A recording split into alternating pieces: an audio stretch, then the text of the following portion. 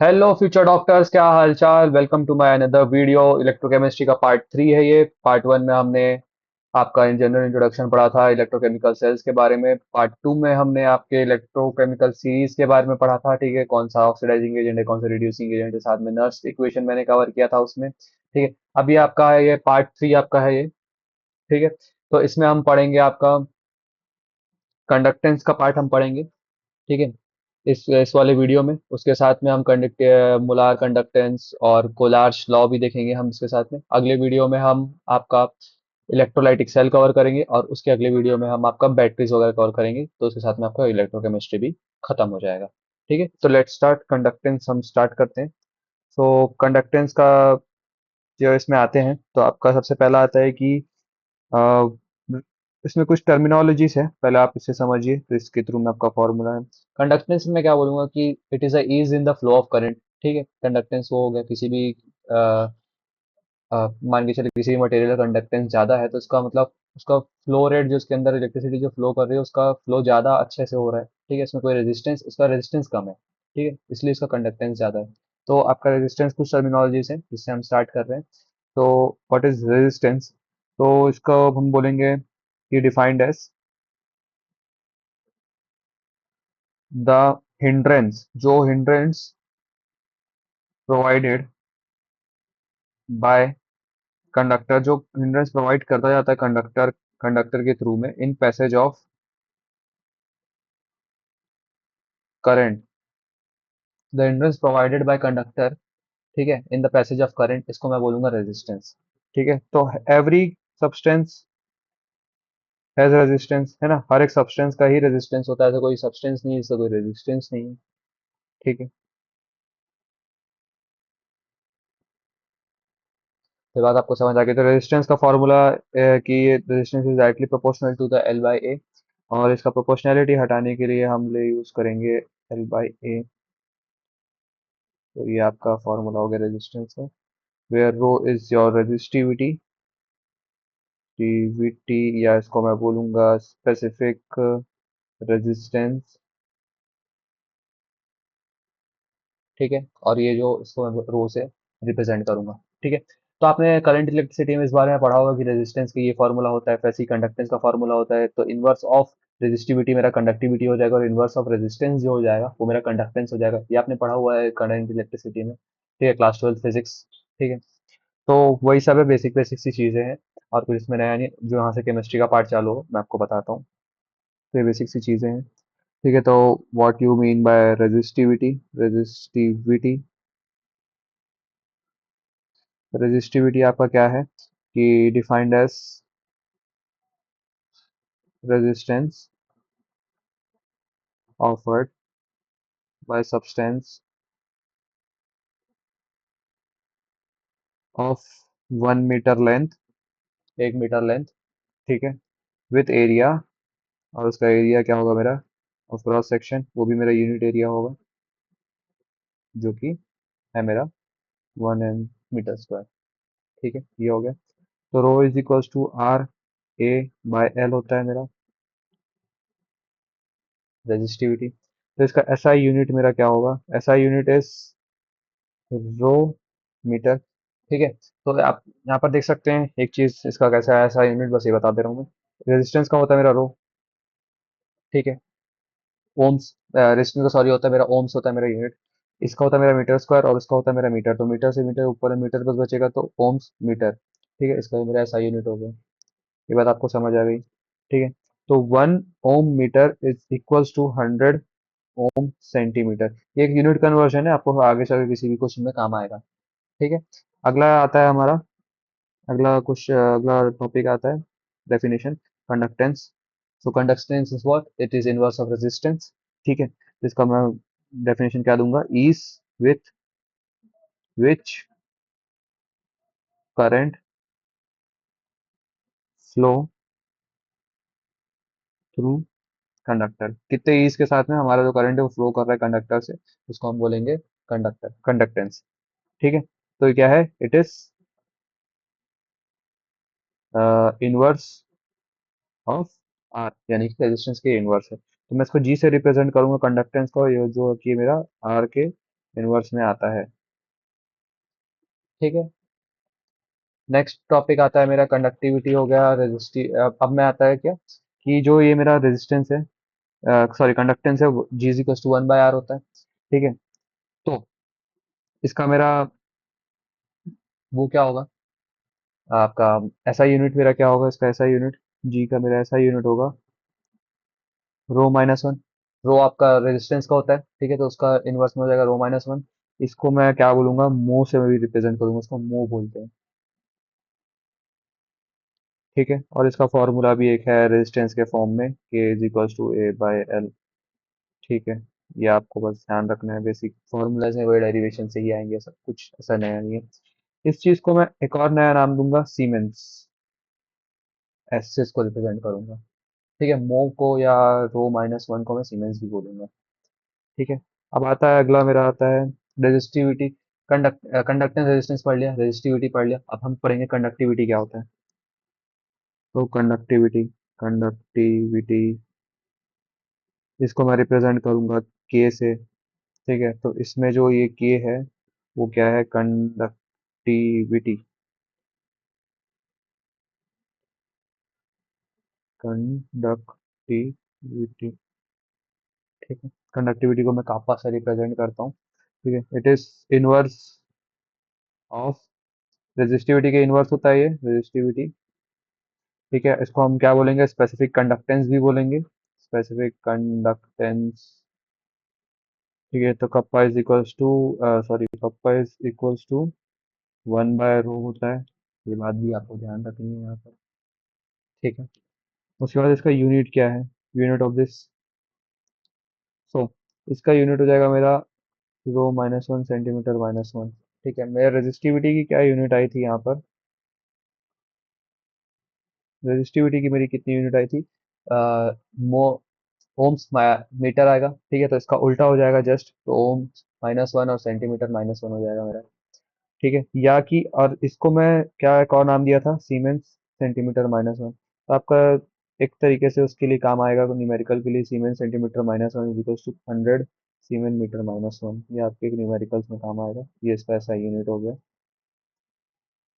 ठीक है। ये आपको बातें समझ आ गई, बेसिक बेसिक सी। अब अगला अगला आता है कि मैग्नीट्यूड। ठीक है। Of conduction depend on nature of material पे आपका डिपेंड करेगा। ठीक है। Also on temperature and pressure पे भी आपका डिपेंड करेगा। ठीक है। तो ये आपका टेम्परेचर और प्रेशर पे भी डिपेंड करता है ना। साथ में इसका क्लासिफिकेशन ऑफ कंडक्टर्स भी होते हैं, जिसमें हम क्लासिफाई करेंगे आपका कि क्या किस किस तरीके का कंडक्टर क्लासिफाइड रहता है according to your conductivity and resistivity. ठीक है। तो इसे हम आगे देखते हैं। तो ये आपका जो है टेम्परेचर एंड आपके जो प्रेशर पे डिपेंड करेगा। ठीक है। कंडक्शन। अब आपका यहाँ पर मैं एक ये फैक्टर्स हो गए आपके। ठीक है। और भी इसके अलावा कुछ फैक्टर्स हो सकते हैं। ठीक है। तो उस उन फैक्टर्स को भी हम देखते हैं आगे। ठीक है। सो क्या क्या हमारे टाइप्स ऑफ मटेरियल हो सकते हैं एज डिपेंडिंग अपॉन द आपका कंडक्टिविटी के। तो classification of materials depend on conductivity. Conductivity के डिपेंडेंस में क्या क्या मेरे मटेरियल्स हो सकते हैं। ठीक है। तो मटेरियल्स का नाम सबसे पहले मेरा आएगा कंडक्टर आ सकते हैं। ठीक है। उसके बाद मेरा आएगा क्या, सुपर कंडक्टर हो सकता है मेरा। ठीक है। उसके साथ में आपका आएगा सुपर कंडक्टर, कंडक्टर, रेजिस्टर्स। ठीक है। तो उसके बारे में हम लिख लेते हैं कि water conductors and water resistors. सबसे पहला आपका आता है क्या, कंडक्टर्स। ठीक है। तो water conductors, substance which has very large conductivity, जिस सब्सटेंस का बहुत ज़्यादा कंडक्टिविटी होता है, very large conductivity, are known as conductors. ठीक है। उसके बाद में ये इसका एग्जांपल हो जाएगा आपका मेटल्स। ठीक है। उसके एलॉयज। ठीक है। सर्टेन नॉन मेटल्स भी आपके कंडक्टिविटी में काम आते हैं, सर्टेन नॉन मेटल्स। जैसे कि कार्बन ब्लैक, ठीक है, ग्रेफाइट भी आपका आता है। ओके, उसके बाद में सम ऑर्गेनिक पॉलीमर्स भी आते हैं आपके एज अ कंडक्टर, ठीक है, तो विच आर इलेक्ट्रिकली कंडक्टिंग होते हैं, ठीक है। तो ये बात आपको ध्यान रखनी है बहुत अच्छे से, ठीक है। उसके बाद में आपका अगला आता है, आपका कंडक्टर है, तो आपका मेटेलिक कंडक्टर हुआ फिर उसके बाद में। तो इसके बाद में हमारा आता है मेटेलिक कंडक्टर, ठीक है। तो मेटेलिक कंडक्टर हम लिखते हैं, तो metallic conductor is what, in metallic conductor flow of electrons, ठीक है, या फ्लो ऑफ इलेक्ट्रिसिटी हम बोल सकते हैं, टेक्स प्लेस, ठीक है, ड्यू टू, इसमें फ्लो ऑफ इलेक्ट्रॉन्स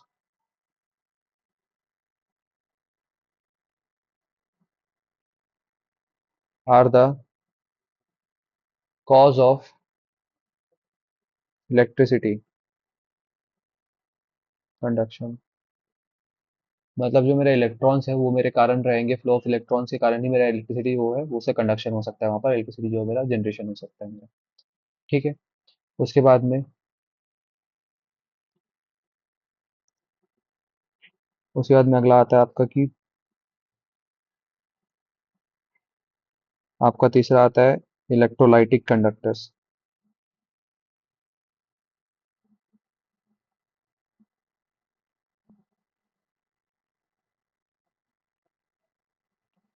इसका क्या डेफिनेशन है, इलेक्ट्रोलाइटिक कंडक्टर्स आपको क्या होता है, the electrolytic conductors the flow of electricity, ठीक है, takes place due to flow of charge, that is, यहाँ पर जो मैटर है वो डिकम्पोज करेगा ना, कोई भी इलेक्ट्रोलाइटिक सेल है जब तक वहां पर जो आपका मैटर है वो डिकम्पोज करेगा, उसके कारण से आपका इलेक्ट्रिसिटी प्रोड्यूस होगा, ठीक है। तो डिकम्पोज इनटू आयंस, कोई भी हमारा मटेरियल है वो मैटर है वो डिकम्पोज होगा हमारा इनटू आयंस में, ठीक है, जिसके कारण से इलेक्ट्रिकल कंडक्शन जो है हमारा वो इंक्रीज करेगा, ठीक है, विथ टेम्परेचर इंक्रीज, जिससे जितना ज़्यादा हमारा टेम्परेचर हम बढ़ाएंगे, ठीक है, कोई भी चीज़ डिकम्पोज ज़्यादा अच्छे से करेगी, इस कारण उसका इलेक्ट्रिकल कंडक्टेंस बढ़ जाएगा, ठीक है, ये बात आपने समझिए, due to increase in dissociation, ठीक है, जितना ज़्यादा वो डिसोसिएट हो रहा है टेम्परेचर बढ़ाने पे, तो उतना उसका ज़्यादा इलेक्ट्रिकल कंडक्टेंस दिख रहा है मुझे। चौथा हमारा आता है टाइप, इसको बोलते हैं इंसुलेटर्स, वाटर इंसुलेटर। इंसुलेटर वो होते हैं विच हैव लो कंडक्टिविटी, ठीक है, इसका एग्जांपल हो जाएगा आपका ग्लासेस और सिरेमिक्स। पांचवा हमारा आता है आपका सेमीकंडक्टर्स। सेमीकंडक्टर्स पूरा आपका एक चैप्टर है क्लास 12 के फिजिक्स में, उसके बारे में आप बहुत डिटेल में पढ़ेंगे, यहाँ तो बस एक डेफिनेशन करवा रहा हूँ मैं आपको। Substance which have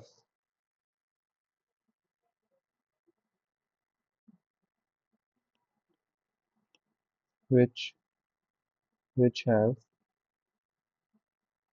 conductivity between conductor and insulator, इन तरीके के सब्सटेंस को बोलते हैं हम सेमीकंडक्टर्स। इसका एग्जांपल मेरा क्या आ जाएगा, गैलीडियम, ठीक है, और साथ में सिलिकॉन आपका आ जाएगा, सिलिकॉन आ जाएगा, ठीक है, तो ये सब हमारे सेमीकंडक्टर्स हो जाते हैं। छठवा हमारा टाइप का आता है, इसको बोलते हैं हम क्या, सुपर कंडक्टर। सुपर कंडक्टर, ठीक है, सुपर कंडक्टर क्या होता है, अब हम ये जानते हैं। तो सुपर कंडक्टर, तो सुपर कंडक्टर्स हमारे क्या होते हैं हम ये देखते हैं, ठीक है। तो super conductors are the substance have zero resistivity, इनके रेजिस्टिविटी ही एकदम जीरो हो जाती है, हैव जीरो रेजिस्टिविटी, ठीक है, और इनफाइनाइट कंडक्टिविटी। ठीक है, तो इसका एग्जांपल मेरा आ जाएगा क्या? एग्जांपल में आता है मेरा all metals and their alloy at low temperature. जब हमारे लो टेम्परेचर पे जो मेटल्स एलॉय होते हैं, जैसे कि 2 से 15 के डिग्री से 15 केल्विन के टेम्परेचर में, ठीक है, 15 केल्विन के टेम्परेचर में जो रहते हैं हमारे मेटल्स, वहाँ पर उसका सुपर कंडक्टिविटी वो शो करता है। ठीक, ये हो गया हमारा। तो यहाँ से हमारे टाइप्स ऑफ हमने जान लिए कि क्या क्या तरीके के हमारे डिवाइस होते हैं: conductor, insulator, electric electrolytic conductor, metallic conductor, क्या क्या होते हैं। ठीक है, अब इसके बाद में हम स्टार्ट करेंगे इलेक्ट्रिक कंडक्टेंस। ठीक है, तो अगला टॉपिक हमारा रहेगा electric conductance. Electronic conductance. What is electronic conductance? ठीक है, इस टॉपिक के बारे में आपको बताता हूँ। When conductance through metal is due to movement of electron. जब कंडक्टेंस में इन मेटल जो होता है वो due to movement of electron के कारण होता है, तो इलेक्ट्रिक या electronic conductance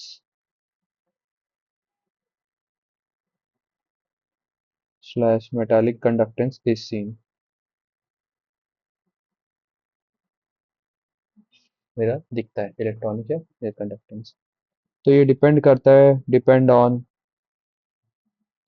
nature and structure of metal.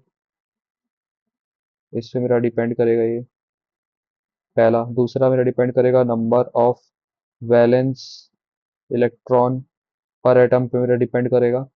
साथ ही साथ मेरे टेम्परेचर पे डिपेंड करेगा। तो जैसे it decreases with increase in temperature.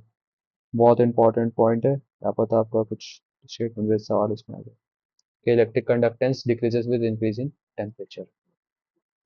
ठीक है, आप बहुत इंपॉर्टेंट, इंपॉर्टेंट मैं पहले लिख दे रहा हूँ, रेड पेन से लिखूंगा मैं। Pure water has low conductivity. ठीक है, प्योर वाटर का कंडक्टिविटी बहुत कम होता है। बट व्हेन इलेक्ट्रोलाइट्स, ठीक है, added in water, conductance of electricity occur by ions which are present in solution. So this is known as electrolytic slash ionic conductance।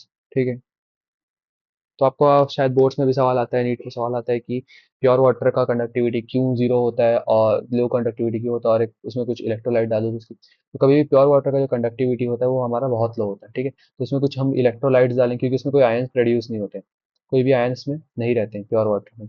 जब हम कुछ इलेक्ट्रोलाइट्स डालते हैं हमारे उस वाटर में, तो उसका इलेक्ट्रोलाइट, जो इलेक्ट्रोलाइट्स है उसका फिर वहाँ पर डिसोसिएशन होता है, जिसके कारण से हमारा कंडक्टिविटी कॉज होता है due to dissociation of ions. ठीक है, प्रेजेंट इन दैट सॉल्यूशन में जो जो आयंस मेरे प्रेजेंट होते हैं। ठीक है, बहुत क्लासिकल सवाल। अब अगला आपका आता है फैक्टर्स अफेक्टिंग इलेक्ट्रोलाइटिक कंडक्टेंस। मेरे इलेक्ट्रोलाइटिक कंडक्टेंस को मेरा क्या क्या फैक्टर जो है वो अफेक्ट करता है। ये बहुत इंपॉर्टेंट कॉन्सेप्ट है मेरे जानने के लिए कि क्या क्या मेरा टॉपिक, कौन कौन सा मेरा फैक्टर्स अफेक्ट करता है यहाँ पर। ठीक है, तो सबसे पहला फैक्टर मैं लिखूंगा, factor number 1, inter ionic attraction.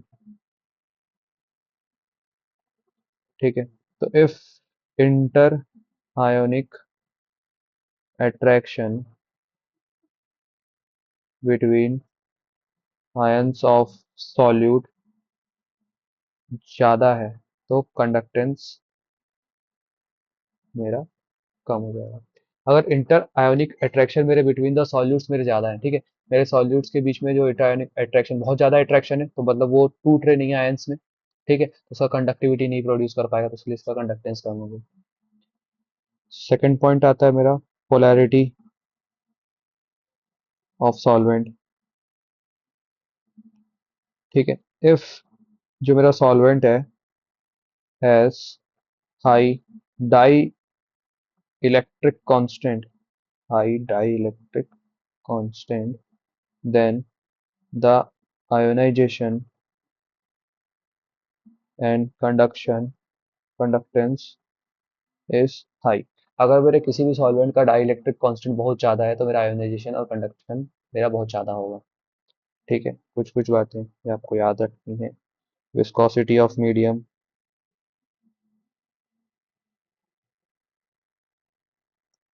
ठीक है, विस्कोसिटी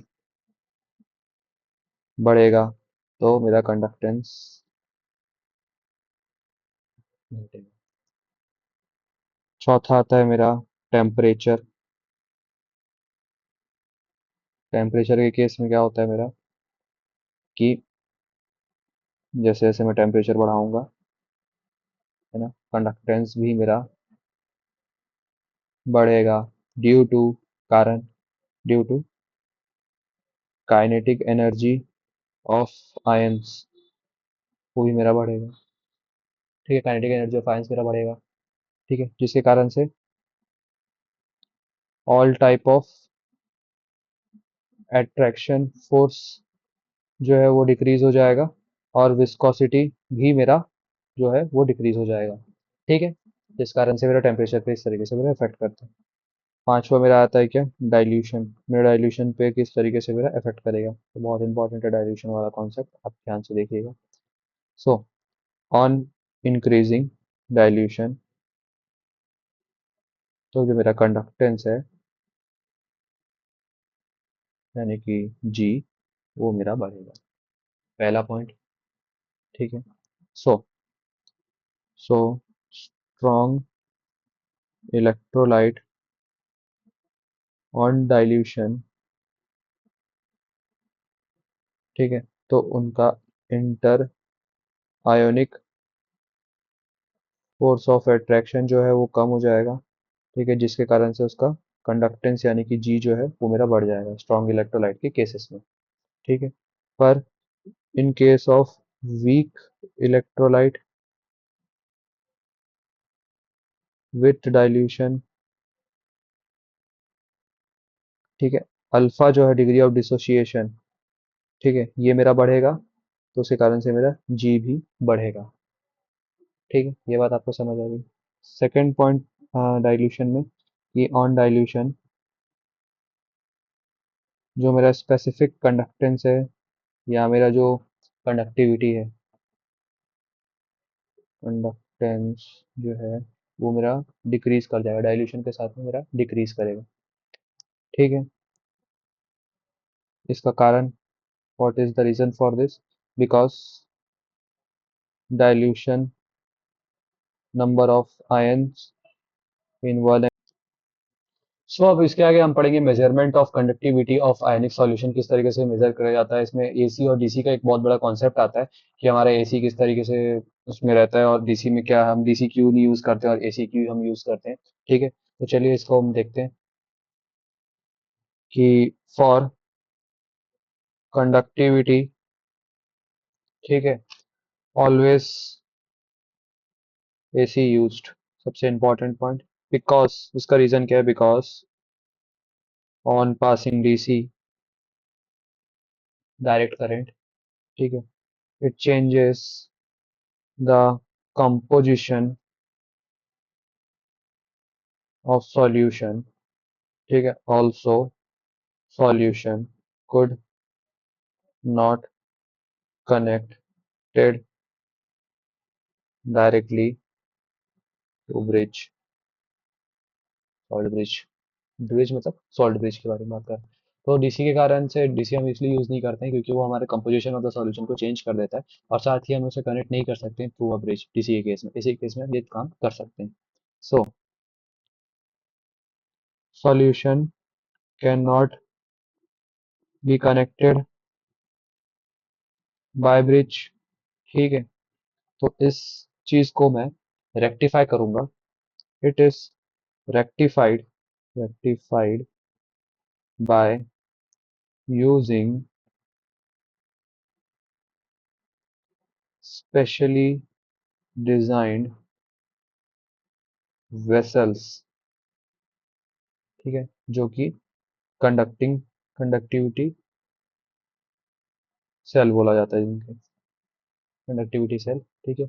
इसमें क्या होता है, हमारा हैज टू प्लेटिनम इलेक्ट्रोड इसमें रहता है, कोटेड विथ प्लेटिनम ब्लैक से कोटेड रहता है, ठीक है।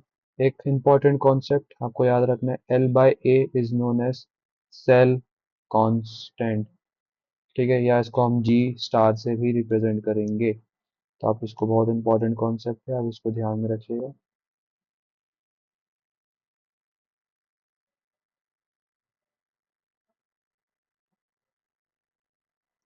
आपसे डायरेक्ट सवाल आएगा कि what is the cell constant, तो आप एल बाई ए को सेल कांस्टेंट भी बोलते हैं। इसके बाद हम स्टार्ट, ये रहेगा हमारा एल बाई हमारा सेल कांस्टेंट होता है, इसको जी स्टार से हम रिप्रेजेंट करते हैं, ठीक है। तो जी स्टार जो है is equals to L by A, या इसको आर इंटू कप्पा भी बोलते हैं, ठीक है, आप देख लेंगे, और इसका यूनिट हो जाएगा मेरा मीटर माइनस वन, ठीक है।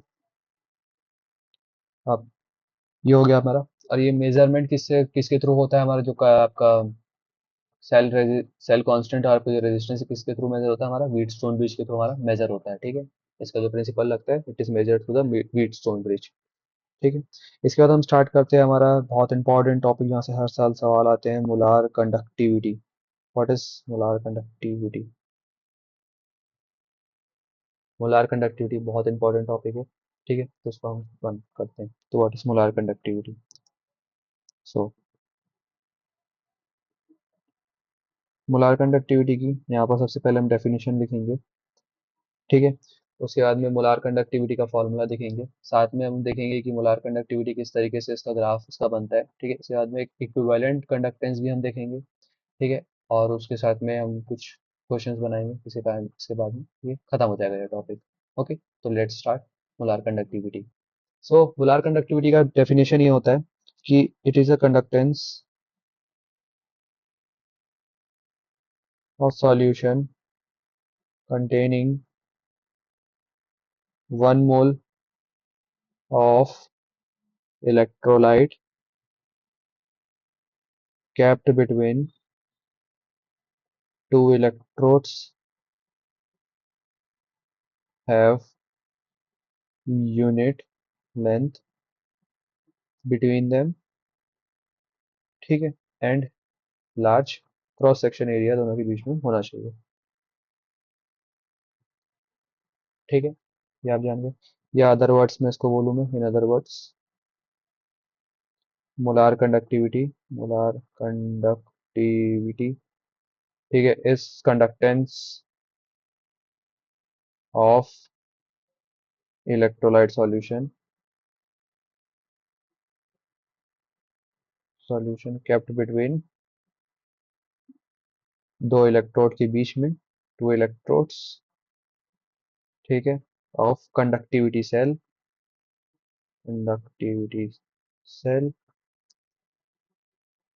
ठीक है, having area of cross section large, ठीक है, and unit distance between them,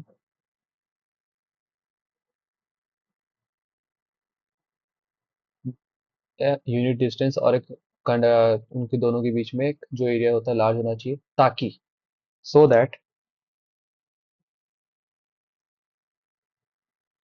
it is enough space, it has enough space, ठीक है, so that it has enough space, ठीक है, फॉर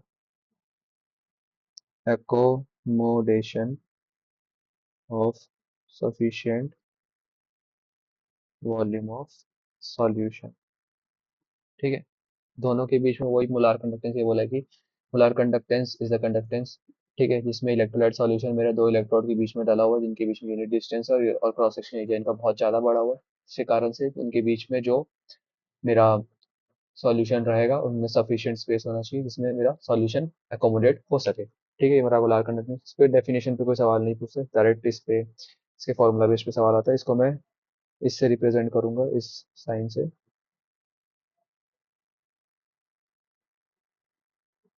मैं इसको इस साइन से रिप्रेजेंट करूंगा। ठीक है, सो इस साइन से रिप्रेजेंट करूंगा तो इज इक्वल्स टू के अपॉन सी, पहली बात। ठीक है, तो ये जो होता है हमारा K, what is K is your conductivity या special specific conductance. Okay, K into 1000 upon molarity. ठीक है, इसका यूनिट होता है मेरा एमन metre square mole minus one. ठीक है, और एल्स इसको मैं ये बोलूँगा rho ohm minus one metre square mole minus one, इसका ये हो जाएगा मेरा यूनिट। ठीक है, इसका एक मेरा आपको ये बता दूँ,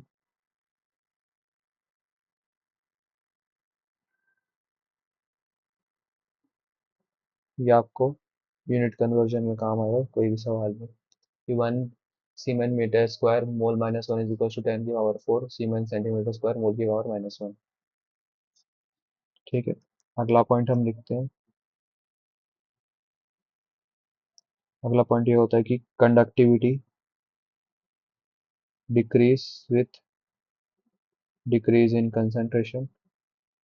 ठीक है, that is on dilution of both strong and weak electrolyte के केस में। ये क्यों होता है? Because number of ion carrying current in unit volume of solution जो होता है वो मेरा डिक्रीज कर जाता है। सो कंसेंट डिक्रीज इन कंसंट्रेशन हो जाता है यहाँ पर। ठीक है, ये बात मुझे समझ आ गई। तो delta M is equal to K A by L, एक तरीके का ये भी एक फॉर्मूला होता है। So molar conductance conductivity increase as concentration decrease, यानी कि डाइल्यूशन मेरा बढ़ा रहा हूँ तो। ठीक है, अब व्हेन कंसंट्रेशन अप्रोचेस जीरो, ठीक है, तो डेल्टा ये जो है ये रीचेस लिमिटिंग वैल्यू पे ही रीच कर जाएगा। इस लिमिटिंग वैल्यू को हम बोलेंगे, इसका पर नॉट लगा के इसको मैं क्या बोलूंगा, लिमिटिंग मोलार कंडक्टिविटी में बोलूंगा। ठीक है, इसको मैं लिमिटिंग मोलार कंडक्टिविटी बोलूंगा। अब मेरा आता है यहाँ पर वेरिएशन दिखेगा मुझे कि क्या क्या मेरा वेरिएशन आता है मेरे ग्राफ में। ठीक है, तो आप देखिए।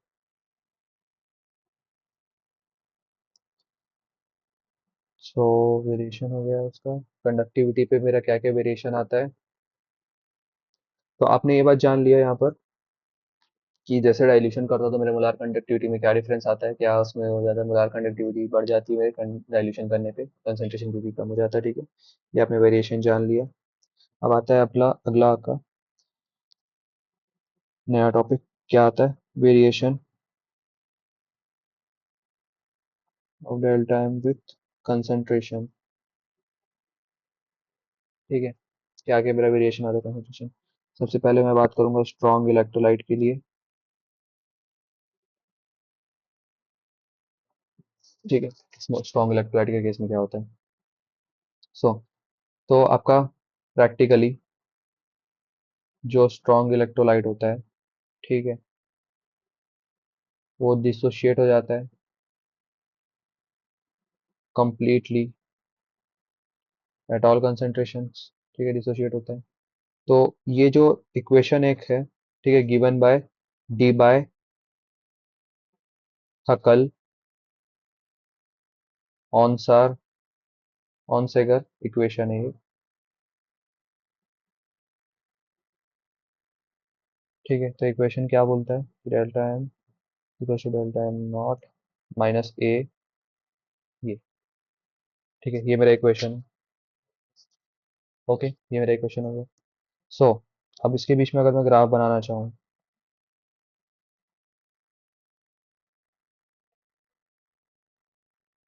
इसके बीच में अगर ग्राफ बन रहा है तो ये ऐसा बनेगा।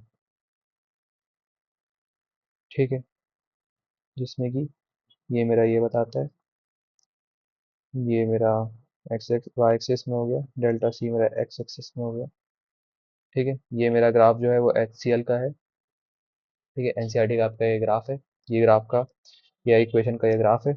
इसको मैं क्या बोलूंगा, लिमिटिंग मोलार कंडक्टिविटी। ठीक है, इसको एक और तरीके से रिप्रेजेंट करते हैं, ऊपर इन्फिनिटी बना के इसको रिप्रेजेंट करते हैं, ध्यान रखिएगा। तो वी गेट स्ट्रेट लाइन हमें एक मिलता है। ठीक है, इस ग्राफ के बाद से साथ में इसका स्लोप जो है वो मेरा माइनस ए देता है, और जो मेरा इंटरसेप्ट है वो क्या देता है मेरा यहाँ पर, डेल्टा ये देता है। ठीक है, तो कभी आपको कोई ग्राफ आ जाए इस वे में तो आप बताएंगे कि इसका स्लोप माइनस ए देता है और आपका ये जो इंटरसेप्ट है वो डेल्टा एम देता है, लिमिटिंग वाला। ठीक है, तो ए क्या है, तो आपका ए जो है वो एक कांस्टेंट है। ठीक है, तो वैल्यू ऑफ ए जो है वो depend on types of electrolyte, ये आपके टाइप्स ऑफ इलेक्ट्रोलाइट पे डिपेंड करेगा। ठीक है, types of electrolyte in the sense की charge on of cation and anion produce on dissociation, ये इस पे डिपेंड करेगा। ठीक है, इस पे ज़्यादा बड़ा कुछ कॉन्सेप्ट पे सवाल आता नहीं है, आपकी जेई एडवांस तक में उसमें सब सवाल आते हैं, आपकी नीट में तो इतना कुछ आता नहीं है। तो NaCl है मेरा, CaCl2 है, MgSO4 है, तो इनको they are known as one one electrolyte, two one electrolyte, two two electrolyte. ठीक है, रेस्पेक्टिवली, रेस्पेक्टिवली। ठीक है,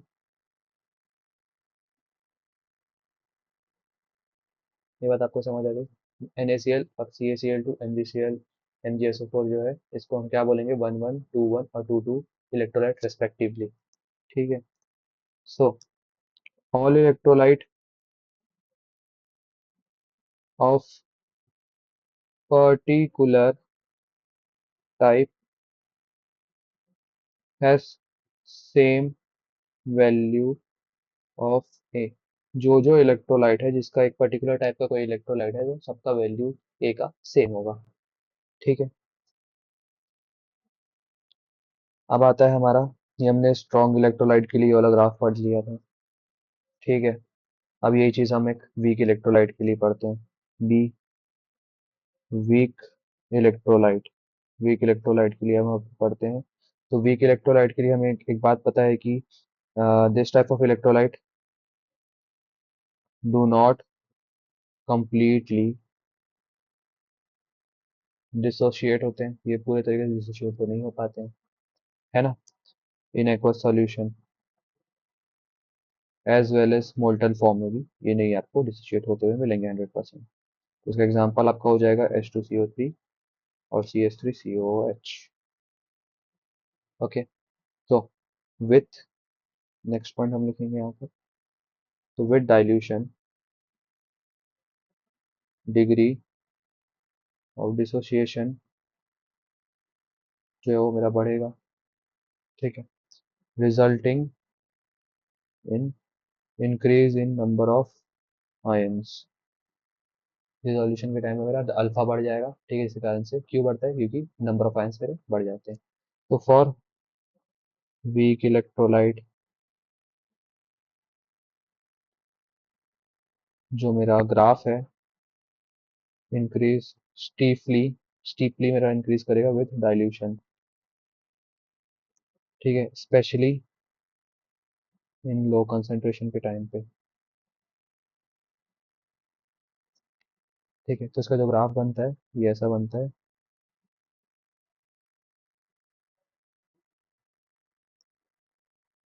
ठीक है, डेल्टा सी, तो इसका जो ग्राफ बनेगा आपका ऐसा बनेगा, स्टीपली जो है वो आपका इस तरीके से होगा डाइल्यूशन के साथ में। ठीक है, डाइल्यूशन बढ़ाऊंगा तो कंसंट्रेशन कम होगा, कंसंट्रेशन डाइल्यूशन बढ़ाते बढ़ाते बढ़ाते बढ़ाते ये ऐसा हो जाएगा आपका ग्राफ। ठीक है, ये आपका वीक इलेक्ट्रोलाइट के लिए अलग ग्राफ है। तो अब हम लिखते हैं, आपका आपका नेक्स्ट पॉइंट हम लिखते हैं कि जो limiting molar conductivity of weak electrolyte है, ठीक है, वो आपका नहीं पता कर सकते हम bye extrapolation of graph से, हम नहीं पता कर सकते, एक्स्ट्रा प्लॉट हम नहीं कर सकते किसी भी आपका ग्राफ का, ठीक है। सो अगर इनफाइनाइट डाइल्यूशन हो रहा है तो आपका डेल्टा एम जो रहेगा वो आपका कंसेंट्रेशन जब जीरो हो जाएगा तो आपका जो अल्फा है वो वन हो जाएगा इलेक्ट्रोलाइट। तो उसको मैं बता देता हूँ, एक मिनट। सेल चार्ज हो रहा है।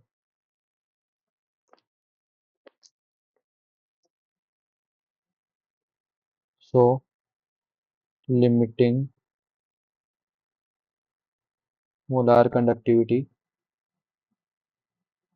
ऑफ वीक इलेक्ट्रोलाइट, ठीक है, शॉर्ट में लिख रहा हूँ, कैनॉट बी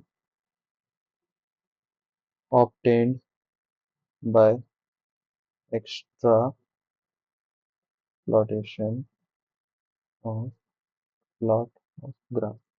ये एक्स्ट्रा प्लॉटेशन से मेरे ग्राफ के नहीं बनेगा, ठीक है। तो एट इनफाइनाइट डाइल्यूशन, ठीक है, जहाँ पर मेरा कंसेंट्रेशन अप्रोचेस तो मेरा जीरो हो जाता है ना, तो डेल्टा एम जो है तो उस टाइम पे मेरा इनफाइनाइट डाइल्यूशन जब कंसेंट्रेशन मेरा जीरो चले जाता है तो इलेक्ट्रोलाइट जो होता है वो मेरा डिसोशिएट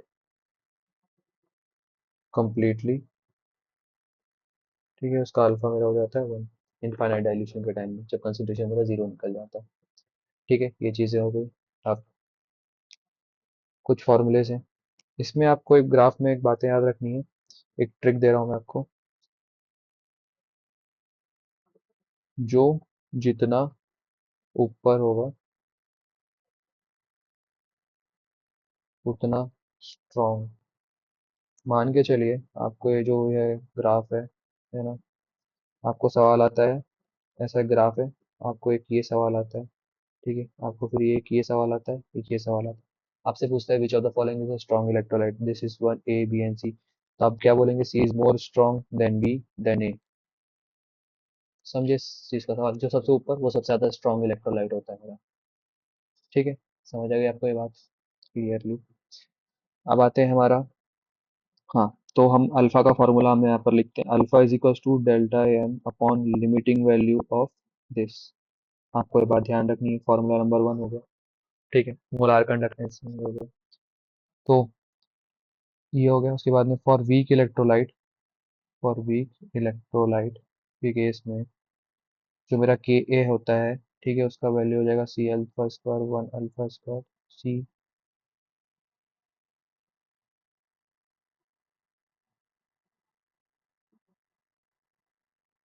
ये मेरा हो जाएगा इसका वैल्यू,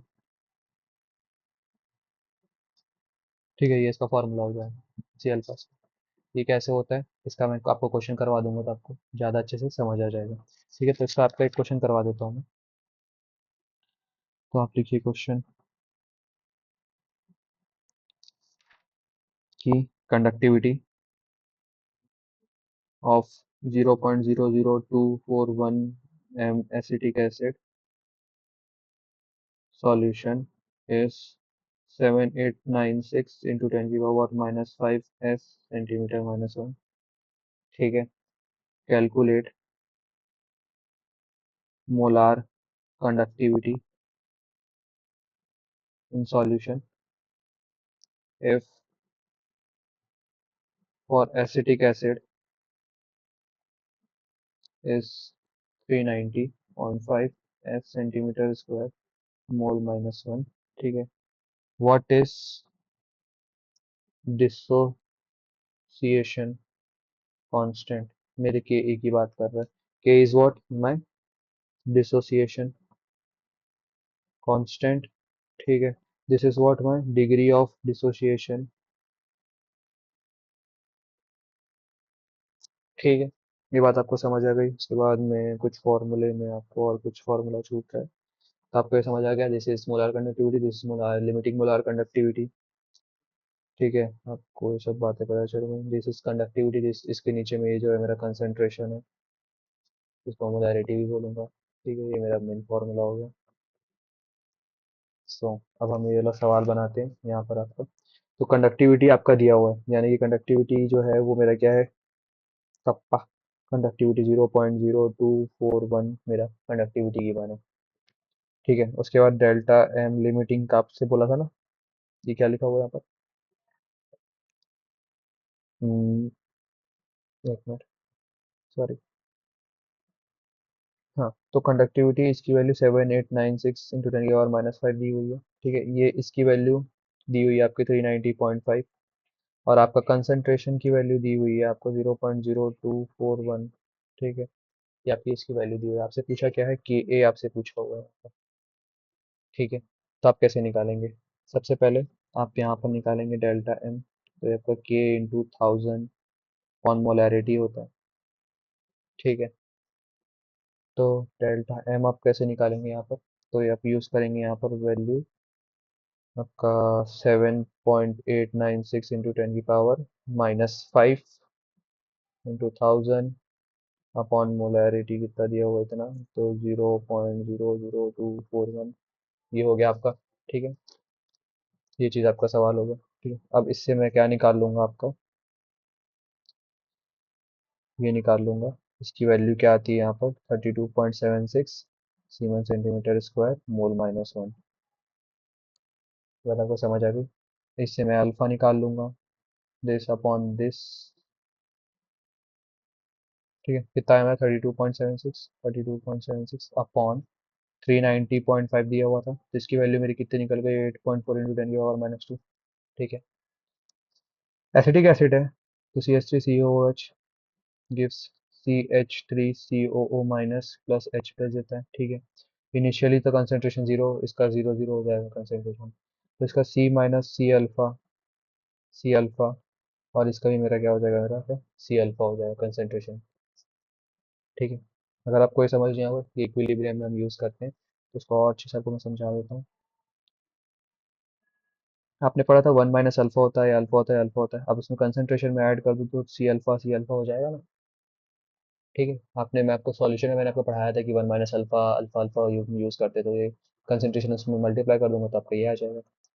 ठीक है, तो K A is what, product upon reactant होता है आपका C alpha square upon one minus alpha. ठीक है, तो सी की वैल्यू आपकी 0.0241 है। ठीक है, अल्फा की वैल्यू आपकी 8.4 × 10⁻⁻2 का होल स्क्वायर हो जाएगा अपॉन वन माइनस 0. अल्फा की वैल्यू वापस से इसमें इस वे में डालेंगे तो 0.084 हो जाएगा। ठीक है, तो इसके कारण से 1.86 इंटू 10⁻⁻5 आ जाएगा आपका के ए। आपको ये बात समझ आ गई? ठीक है, कि के ए हम कैसे यूज़ करते हैं यहाँ पर। ठीक, अब इसके बाद में आपका आता है क्या, उसके बाद में आपका आता है कोलार्ड्स लॉ। बहुत इंपॉर्टेंट टॉपिक, कोलार्ड्स लॉ।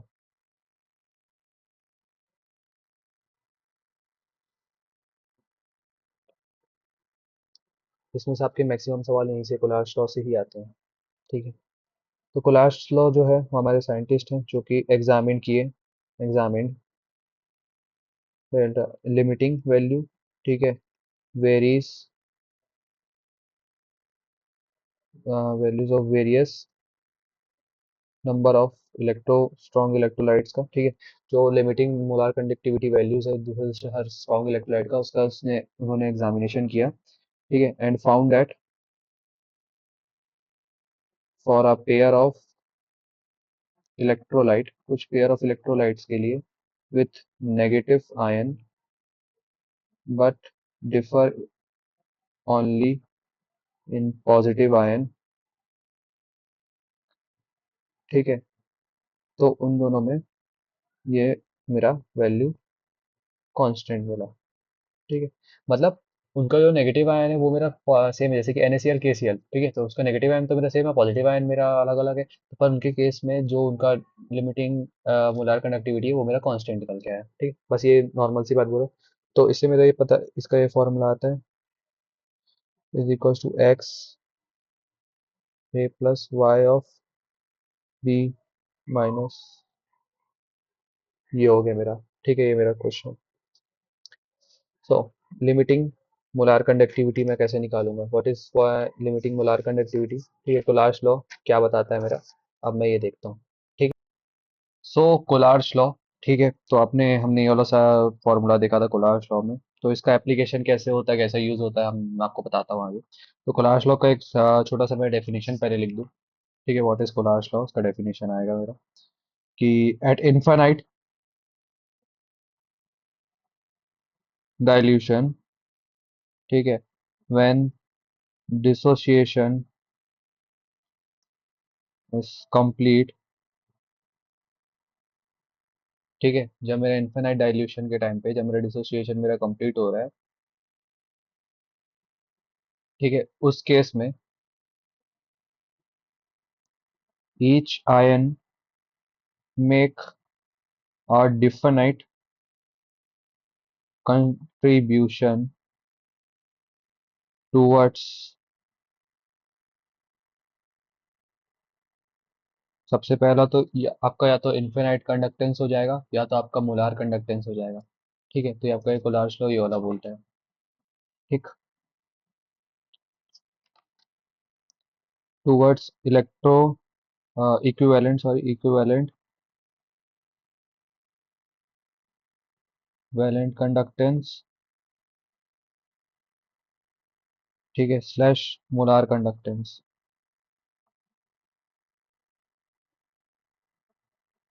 ठीक है, irrespective of nature of ion with which it is associated। ठीक है, तो ये मेरा कोलार्स लॉ का बेसिक सा डेफिनेशन है कि ये इनफिनाइट डाइल्यूशन में जो डिसोसिएशन जब कंप्लीट रहता है, ठीक है, तो ईच आयन मेरा जो है वो डेफिनेट एक कंट्रीब्यूशन देता है टूवर्ड्स मेरा इलेक्ट, या तो इक्विवेलेंट कंडक्टेंस होता है या तो मोलार कंडक्टेंस होता है। ठीक है, तो ये चीज़ हो गई मेरी। उसके बाद में तो जो मेरा कोलार्स लॉ है, ठीक है, तो ये मेरा शो करता है, shows independent migration of ions, बताता है मेरा कोलार्स लॉ। ठीक है, कि मेरा आयंस मेरा इंडिपेंडेंटली वो अपना माइग्रेट करता है, किसी के डिपेंडेंट में माइग्रेशन नहीं करता। ठीक है, तो उसके बाद में सबसे पहले अब मेरा आता है कि अब मोलार कंडक्टेंस में मेरा किस तरीके से मैं यूज करूंगा अपना कोलार्स लॉ को, और इक्विवेलेंट कंडक्टेंस के केस में मैं किस तरीके से अपना कोलार्स लॉ को यूज करूँ। ठीक है, तो सबसे पहले मोलार कंडक्टेंस के इसमें मैं बात करूँ तो जैसे सपोज NaCl है, तो ये मेरा हो जाएगा of Na plus plus this of NCl minus. ठीक है, this is what, this is molar conductance.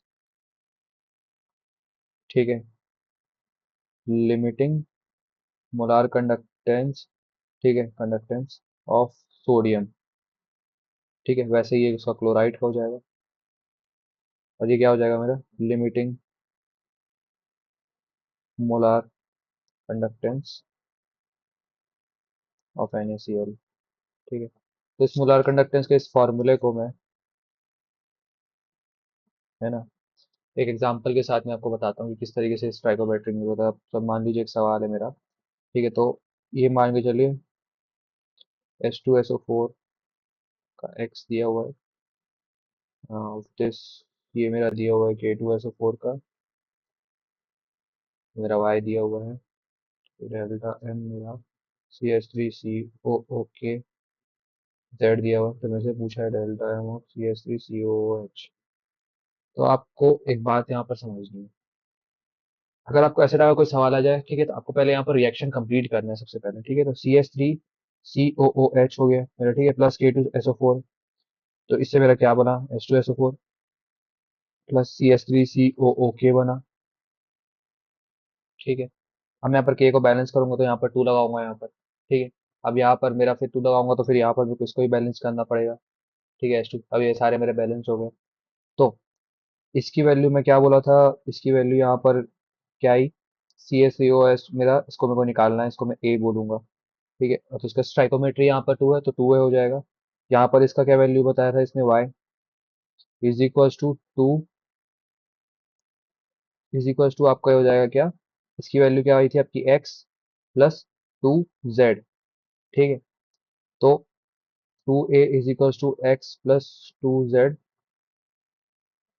Minus Y, A is equal to X plus two Z minus Y by two. ठीक है, तो ऐसे करके ए मेरी निकल गई। तो इस तरीके के आपको सवाल देखने को मिलेंगे। सबसे पहली चीज आपका इंपॉर्टेंट चीज ये है जो मैंने ये बताने की ये कोशिश की थी, जो स्ट्राइकोमेट्री रहती है, जैसे मान के चलिए कोई रिएक्शन है जिसमें ए और बी है, वो डिसोशिएट हो गया मेरा एक्स, हाँ एक्स टाइम्स मेरा ए बना, ए प्लस और वाई टाइम्स मेरा सी बी माइनस बना। ठीक है, तो इसका स्ट्राइकोमेट्री आपके डायरेक्टली इसके मल्टीप्लाई में चल जाएगा। But in case of equivalent के केस में क्या होता है कि वो स्ट्राइकोमेट्री मेरा डिवाइड के केस में चले जाता है। ठीक है, तब ये मेरा इक्विवेलेंस का केस मैं आपको बताता हूँ, उसको मैं डिनोट करूंगा इसके थ्रू। ठीक है, तो अब इसके केस में मेरा क्या होता है, मैं ये बताता हूँ आपको। तो इसके केस में ये होगा कि अगर मान के चलिए कोई रिएक्शन है, ठीक है, तो इसके केस में ये भी आपका सेम ही रहेगा। ठीक है, cation plus this of anion रहेगा। ठीक है, अगर आप मान के चलिए कोई ए है, ए वाई और ए एक्स, अब ये टूट के मेरा ए एक्स बना, प्लस मेरा यहाँ पर ये बना वाई ऑफ बी बना।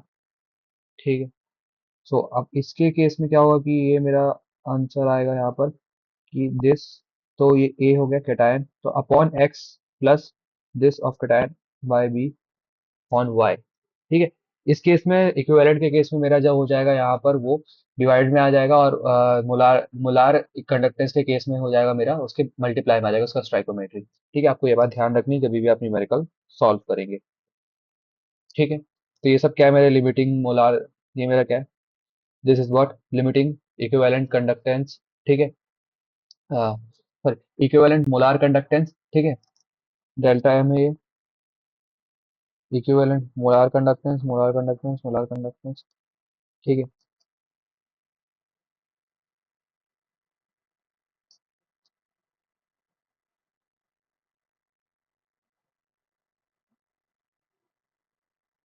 तो एक बात आप ध्यान रखेंगे, अगर मैं इक्विवेलेंट कंडक्टेंस ले रहा हूँ, ठीक है, और यहाँ पर भी ये जो है मेरा इक्विवेलेंट कंडक्टेंस, यहाँ पर भी इक्विवेलेंट कंडक्टेंस, तो यहाँ पर मैं स्टाइकोमेट्री का यूज नहीं करूंगा। जब मैं इसको मोलार कंडक्टेंस के फॉर्म में लूंगा तब यहाँ पर मैं स्टाइकोमेट्री से इसको डिवाइड करूंगा। क्यों? क्योंकि आपको एक बात पता होगी कि आपको एक रिलेशन पता है, आप मोलैरिटी और नॉर्मेलिटी के केस में, इक्विवेलेंट वेट और नंबर ऑफ मोल्स के केस में आपने एक बात ध्यान रखा होगा कि जो ये होगा अपॉन वैलेंस फैक्टर होगा, ये इसका रिलेशन है। मैं आपको जो आगे बताने वाला था कि जो इक्विवेलेंट फेस का जो मोलार कंडक्टेंस है is equals to molar conductance, ठीक है, अपॉन वैलेंस फैक्टर, जो उसका फैक्टर आता है वैलेंस फैक्टर। तो ठीक है, तो इस केस में जो होगा आपका, जब डायरेक्टली आपका इक्विवेलेंट में यूज कर रहा हूँ तो कोई स्टाइकोमेट्री यूज नहीं करूंगा, पर जब मैं यहाँ पर मोलार कंडक्टेंस यूज कर रहा हूँ तो यहाँ पर मैं नीचे में स्टाइकोमेट्री को यूज करूंगा। ठीक है, तो इसको आपको नॉर्मली आपको क्वेश्चन से ही समझ आएगा। ठीक है, तो यहाँ पर अब इसका कुछ मैं आपको एप्लीकेशंस बता देता हूँ, क्या क्या आपका कोलाज लॉ के क्या क्या एप्लीकेशंस है, उसके बाद मैं आपको सवाल बनाऊंगा, सवाल बताऊंगा, तब से आपको और क्लियरिटी आएगी। ओके, सो एप्लीकेशंस आपके क्या क्या है कोलाज लॉ के। नंबर वन एप्लीकेशन है आपका कि ये आपका मोलार कंडक्टिविटी बताता है T of weak electrolyte eight infinite dilution पे। कोलाज लॉ के थ्रू हम कैलकुलेट कर सकते हैं। दूसरा, अल्फा यानी कि डिग्री ऑफ डिसोसिएशन, डिसोसिएशन बताता है मेरा, ठीक है, ऑफ वीक इलेक्ट्रोलाइट, ठीक है, एट अ गिवन कंसंट्रेशन। ठीक है, जो ये वाला फॉर्मूला है हमारा।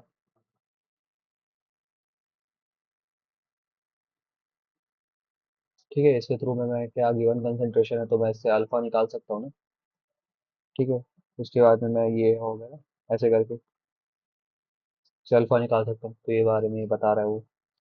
ठीक है, तीसरा, अगर मैं नोइंग अल्फा, ठीक है, तो I can find dissociation constant भी तो मैं पता कर सकता हूँ ना। डिसोसिएशन कांस्टेंट जो है वो क्या है मेरा, के ए है।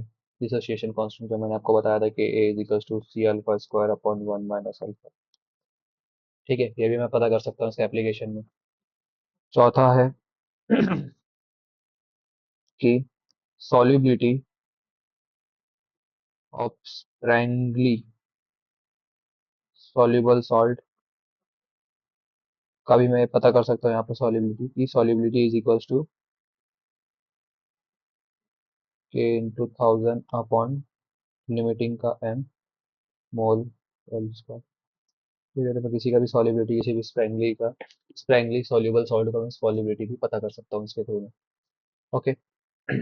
तो ये मेरा बेसिक्स हो गया। अब मेरा कुछ फार्मूलाज में लिख देता हूँ जो आपके कंडक्टेंस में नॉर्मली यूज होता है। ठीक है। तो फॉर्मूले सम एक्स्ट्रा फार्मूलाज है जो आपको याद रखने हैं। ठीक है। तो पहला फार्मूला आपका आता है क्या, मोलार कंडक्टेंस के इंटू 1000 बाय मोलैरिटी। दूसरा आपका आता है इक्विवेलेंट कंडक्टेंस, इसका आपका आता है के इंटू 1000 अपॉन नॉर्मेलिटी। ठीक है। दूसरी बात आपकी आती है कि तीसरा फॉर्मूला आपका आता है equivalence is equal to 1 by M into valence factor. ठीक है। इसका मेरा यूनिट जो होता है, यूनिट आता है मेरा इस चीज़ का ओम -1 सेंटीमीटर स्क्वायर मोल -1 हो गया। इसका मेरा यूनिट आता है यहाँ पर ओम -1 सेंटीमीटर स्क्वायर इक्विवेलेंट -1 होता है मेरा। तो इसमें ये तीन फार्मूलाज हैं टोटल। ठीक है। इसके बाद में हम आपके पीवाईक्यू सॉल्व करते हैं जो आपके नीट में आए हुए हैं। ठीक है। जैसे आपको और कंसेप्चुअल क्लैरिटी है, ठीक है, चीज़ों का कि आपको और कैसे कैसे सब तरीके से सॉल्व करना है, तो आप पीवाईक्यू चालू करते हैं। तो मोलार कंडक्टेंस ऑफ NaCl आपका दिया हुआ है यहाँ पर। ठीक है। HCl दिया हुआ है, CH3COONH दिया हुआ है, तो आपको किसका निकालना है, CH3COOH। तो आपको मैंने क्या बताया था, आप एक रिएक्शन पहले बनाइए कि CH3COOH, ठीक है, प्लस NaCl को मैं रिएक्ट करवाऊंगा तो इससे मेरा क्या बन जाएगा यहाँ पर, CH3COONA प्लस HCl मेरा हो जाएगा। ठीक है। अब यहाँ पर मैं इसकी वैल्यू मेरे को निकालनी है, x है, इसकी वैल्यू मेरी NaCl की वैल्यू क्या दी हुई है यहाँ पर 126.45 और इज इक्वल टू CH3CONA का दिया हुआ है मेरा 91 और यहाँ पर HCl का दिया हुआ 426.16। तो x is equal to 91 plus 426.16 minus 126.45। ठीक है। तो इसी वे में हम करेंगे।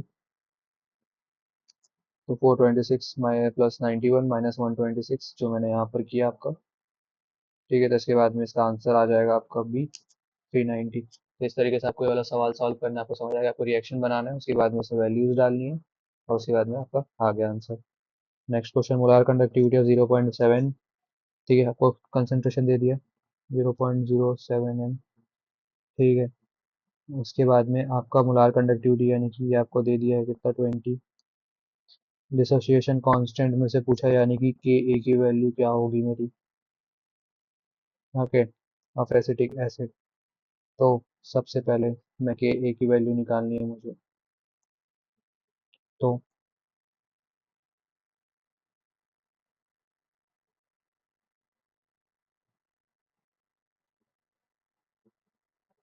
एसिटिक एसिड का टोटल ये दिया हुआ है। ठीक है। तो इससे मैं सबसे पहले निकाल लूंगा यहाँ पर। ठीक है। तो डेल्टा एम की वैल्यू दी हुई है, जो मोलार कंडक्टिविटी वैल्यू 20 आपकी दी हुई है। ठीक है। और यहाँ पर आप यहाँ पर देख रहे हैं कि इनफाइनाइट का भी दिया हुआ है, तो CH3COH एसिटिक एसिड होता है, तो इन दोनों को मैं प्लस कर दूंगा, 350 प्लस मेरा 50 हो जाएगा यानी कि मेरा 400। ठीक है। तो डेल्टा ये एम मेरा इसका दिया हुआ है 400 निकल के आ गया। ठीक है। और अल्फा मेरा क्या होता है, दिस अपॉन दिस, है ना। तो ये मेरा कितना आया है, 20 आया हुआ है और ये मेरा कितना आया हुआ है, 400 आया हुआ है, तो ये कट के हो जाएगा 1/20, 1/2/10, 0.5। तो मान के चलिए 1/20 आया हुआ है। ठीक है। अल्फा मेरा कितना आ गया, 1/20। पहली बात, हमें को डिसोसिएशन कांस्टेंट निकालना है। डिसोसिएशन कांस्टेंट मेरा क्या होता है कि A is equal to C alpha square upon 1 minus alpha, यही होगा मेरा। ठीक है। तो सी का वैल्यू मेरा कितना आया हुआ है, 7 × 10⁻³ अल्फा मेरा कितना आया हुआ है, 1/20 की पावर इसका स्क्वायर 1 माइनस 1/20। ठीक है। तो इसका जो सॉल्व करेंगे यहाँ पर, तो सॉल्व करने के बाद में मेरा आंसर यहाँ पर ही आएगा 1.75 इंटू 10⁻⁻5। ठीक है। सो जब बहुत ज़्यादा मेरा डाइल्यूशन का केस हो जाता है, तो यहाँ पर वो जो 1 - अल्फा है इज इक्वल्स टू आपको मैं दे दूंगा 1। ठीक है, तो सिर्फ हम सी अल्फा को ही यूज करेंगे जब बहुत ज्यादा डाइल्यूशन हमारा दिख जाता है तो। ठीक है, एट आपको मतलब अप्रोक्स में आपको 1 - अल्फा को आपको 1 ही लेना है। ठीक है, तो आपको इससे आसानी पड़ेगा।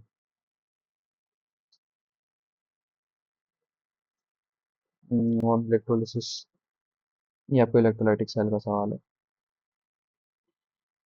ये भी आपका उसी का सवाल है। ये आपका रिडॉक्स। देखिए, ये भी आपका वो सेम सवाल, ये वाला सवाल मैंने आपको अभी अपने नोट्स में कराया हुआ है यहाँ पर।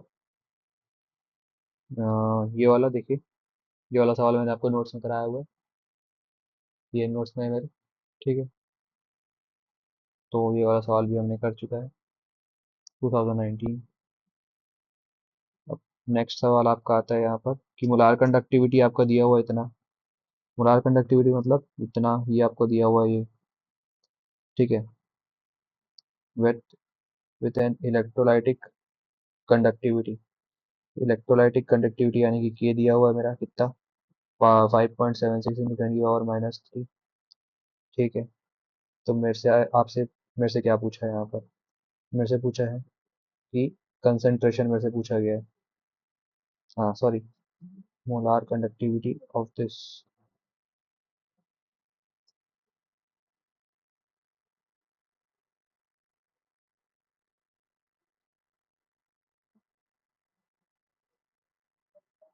तो molar conductivity of 0.5 molar decilitre, तो ये मेरे को मैं यहाँ पर कंसंट्रेशन दिया हुआ है 0.5। ठीक है, और मेरा कंडक्टिविटी यहाँ पर दिया है 5.6 की पावर 76 ना। तो मुझे एक बात पता है कि delta M is equal to K into 1000 upon molarity होता है। तो के मेरा 0.56 इंटू 10⁻³ इंटू 1000 अपॉन 0.5 होता है, तो इसमें फॉर्मूला डाल के मेरा निकल जाएगा मेरा आंसर जो कि है बी। ठीक है, तो मेरे को बन गया। उसके बाद में आपका नेक्स्ट सवाल।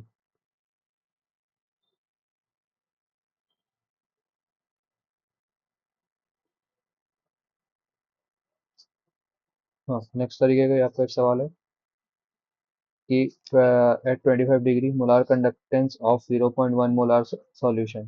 ठीक है, तो मेरा कंसंट्रेशन मेरा 0.1 दिया हुआ है। ठीक है, अमोनियम मोलार कंडक्टेंस ऑफ, तो मोलार कंडक्टेंस भी मेरा इसका वैल्यू दिया हुआ है 9.54। ठीक है, इन्फिनाइट मोलार कंडक्टेंस इज 298, 238। ठीक है, ये मेरा दिया हुआ है यहाँ पर। तो डिग्री ऑफ डिसोसिएशन निकालना, डिग्री ऑफ डिसोसिएशन यहाँ पर मेरा डेल्टा है अपॉन डेल्टा इसका वो हो जाएगा ना। ठीक है, 9.54 अपॉन 238 हो जाएगा मेरा ये। ठीक है, जिससे मेरे वैल्यू निकल के आएगी 4 इंटू 100 हो जाएगा मेरा, क्योंकि परसेंटेज निकाला तो ये 4 के आसपास में परसेंटेज मेरा आ जाएगा। ठीक, ये तो 2013 का सवाल था, फिर से ये वही सवाल है। ये आपके एनसीईआरटी एग्जाम्पलर में भी ऐसा सवाल दिया हुआ है। ठीक है, देखिए तो ये आपका एनसीईआरटी एग्जाम्पलर का एक सवाल है।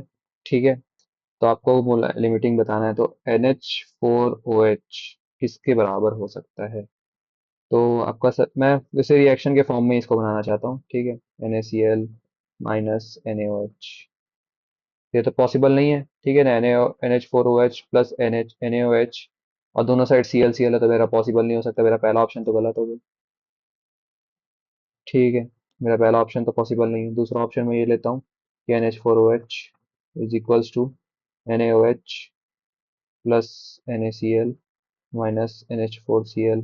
तो NH4Cl को मैं उस साइड लेके जाऊंगा, NaOH plus NH4Cl is equals to NaOH plus NaCl।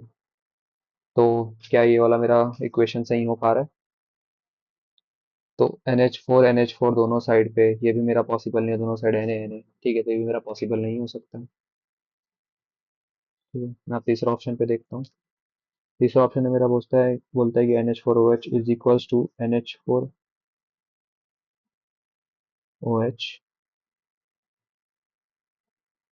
Plus NH4Cl minus HCl। तो दोनों साइड NH4 तो मेरा पॉसिबल ही नहीं है ये वाला भी। ये तो मेरे से ये वाला ऑप्शन, ये वाला ऑप्शन, ये तीन ऑप्शन मेरा गलत हो गया। मैं लास्ट ऑप्शन अपना देखना चाहूँगा कि NH4OH is equals to NH4Cl plus NaOH plus NaCl minus minus of NaCl। तो NH4OH plus NaCl gives NH4Cl plus NaOH। ठीक है, तो यहाँ पर ये दोनों मिलके आपका NH4Cl बन जाएंगे और यहाँ पर ये NaOH बन जाएगा, तो ये आपका ये हो गया। तो आपको ये इस तरीके के जो क्वेश्चन है इसमें आपको रिएक्शन बना के ही आपको करने पड़ेंगे, जिससे आपको और इजीली जल्दी जल्दी आपसे बन जाएगा सवाल। ठीक है, तो आपका increase in equivalent conductance of a strong electrolyte is with dilution is due to आपका इंक्रीज इन आयनिक मोबिलिटी। मैंने आपको नोट्स में बताया था कि जब आयनिक का मोबिलिटी मेरा बढ़ जाएगा तब ये चीज मेरा डाइल्यूशन के केस में इक्विवेलेंट कंडक्टेंस मेरा बढ़ जाएगा। ठीक है, तो इसको आप याद रखिएगा, इसको नोट करिएगा अपने मिस्टेक कॉपी में, कहीं पर भी आप नोट कर लीजिएगा तो आपको याद रहेगा इस चीज़ को। ठीक है, तो ऐसी ऐसी सवाल आए हैं आपके प्रीवियस ईयर में जो कि आप आराम से बना लेंगे। ठीक है, एक और चीज़ की सेल रिएक्शन कब स्पॉन्टेनियस होता है, तो आपको पता है कि जब डेल्टा जी मेरा नेगेटिव होता है और डेल्टा और जो ई है मेरा पॉजिटिव होता है। ठीक है, तो तब मेरा ये चीज़ सेल रिएक्शन मेरा स्पॉन्टेनियस होता है। ठीक है, तो इतने ही आपके सवाल थे। ठीक है, इतने ही आपके क्वेश्चन थे, है ना, जो कि आपके इसमें तो आपके लगभग एनसीईआरटी एग्जाम्पलर के भी आप अब सवाल आप बना सकते हैं। एनसीईआरटी इन टेक्स्ट आप क्वेश्चन खोल के देख सकते हो, तो आपको समझ आएगा कि सारे आपसे क्वेश्चन बन रहे हैं। और नोट्स आप रिवाइज करते रहिए, तो आपके नोट्स से बाहर कुछ सवाल नहीं आने वाला। फॉर्मूला रिवाइज करिए जितने बार हो सके, नोट्स का आप थ्योरी रिवाइज करिए। ठीक है, और जितना हो सके ज़्यादा ज़्यादा आप क्वेश्चन बना लीजिए, तो आपका सारे कॉन्सेप्ट्स और क्लियर हो जाएंगे। ठीक है, सो हम नेक्स्ट वीडियो में मिलते हैं जहाँ पर हम इलेक्ट्रोलाइटिक सेल पढ़ेंगे। ठीक है, डिस्चार्जिंग पोटेंशियल इस बारे में, इस सबके कॉन्सेप्ट के बारे में पढ़ेंगे। ठीक है, थैंक यू। प्लीज़ इसको शेयर और लाइक कीजिएगा, और जितने ज़्यादा दूर तक आप पहुँचा सकते हैं आप पहुँचाइएगा। बेस्ट कंटेंट दिया जा रहा है आपको फ्री में यूट्यूब में। ठीक है, so thank you, have a nice day.